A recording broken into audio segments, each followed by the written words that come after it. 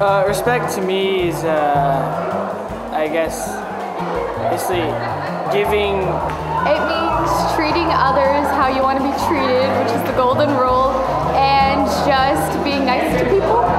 To honor another person as a human being, not degrading them. It can be learned. Someone may not know how to respect somebody, and if you offer it to someone from there, they can learn. How do I phrase it?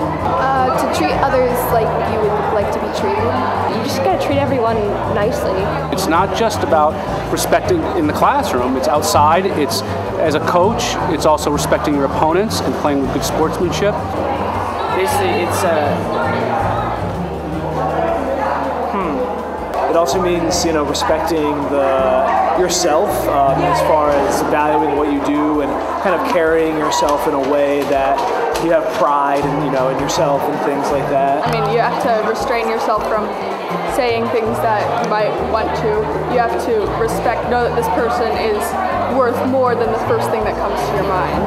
Being kind to other people, being nice to other people, and in that sense, you get respect back. Well, it's respecting all people in the district with basic human decency, and I even like to think they like encouragement, and it's the foundation of communication, it's the foundation of responsibility, it's the foundation of academic excellence. But basically, it's just giving respect to those that have higher authority, or those that actually deserve it.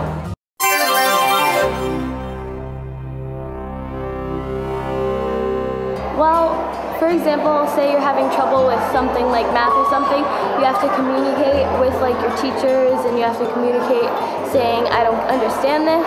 Getting your point across clearly and respectfully and civilly. A school that stresses and succeeds at good communication is going to be an integrated community with real relationships between the people who are leading the school, teaching in the classroom, and attending as students. Especially in a team project, you really need to communicate, and you really need to work together in order to get something done that couldn't be done by just one person. It's being able to get your ideas across efficiently and clearly.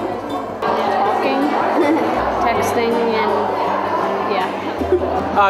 Communication is not looking into the camera when you're being interviewed, but communication also means, again, being able to communicate not with maybe the student next to you or even with the teacher, but also communicating, using electronics, using hand signals or whatever. communication, I think sometimes people forget, is two-way, and sometimes a lot of folks it's a lot of send, but not much receive.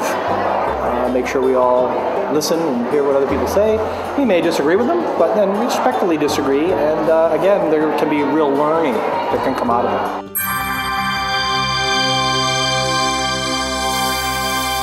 There are going to be times where you really aren't going to there isn't always going to be someone there for you. Just to do what you're supposed to do and make sure you don't leave anything out.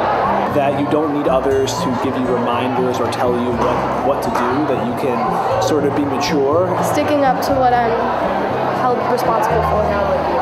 Starting to grow up and take control of what you need to take control of. Whatever happens after the actions you did, you make sure you take responsibilities of what happened. When you're in high school, you have your own things to do, such as homework and projects, and you have to make sure you get them done on your own. For students to develop their own set of convictions and habits of empathy and responsibility it's a great priority for a school to have. It's just basically responsibility to me. If you see something wrong, you go fix it. Taking care of what needs to be done. Not always blaming others when things go wrong. If you don't get your homework done and if you fail tests, then it's not the teachers or anybody around you's fault, it's your own. It's a big one. Sadly lacking in our society in a lot of ways. I think if a lot of people took more, say, personal responsibility and accountability, the whole entire society would prosper.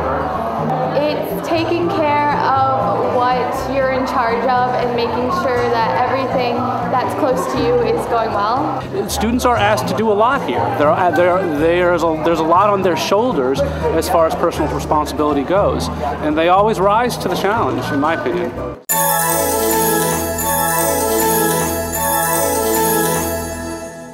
It's getting good grades, getting a level of intelligence and knowledge that will last you throughout your life. It's also a time for students to be able to explore and understand better what kind of people they are and what kind of strengths they have. Making sure you have good grades.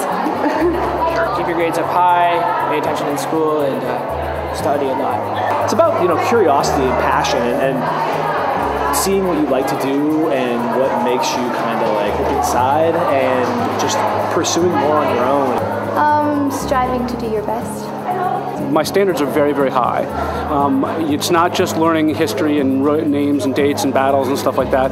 It's learning to get your homework in on time. It's learning how to do research. It's knowing how to write an essay properly. And again, if you notice, all these things that you're asking me about are kind of almost pretty much intermingled, because in order to communicate properly, you got to learn how to write properly, and that's part of academic excellence. So it all connects, quite well. It means that you're doing your best and you're always putting in your best effort, and only you know what your very best is, so it kind of comes from you. Yeah.